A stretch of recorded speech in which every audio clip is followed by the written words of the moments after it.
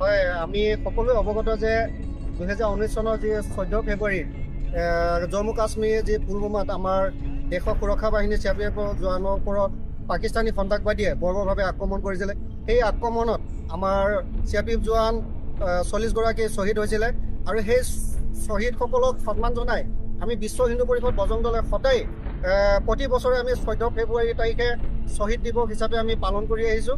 আৰু গতিকে আমি সেই মৰ্মে আজি ডিগবৈ এই পুলিচ পইণ্টত আমি এই কাৰ্যসূচীটো লৈছিলোঁ।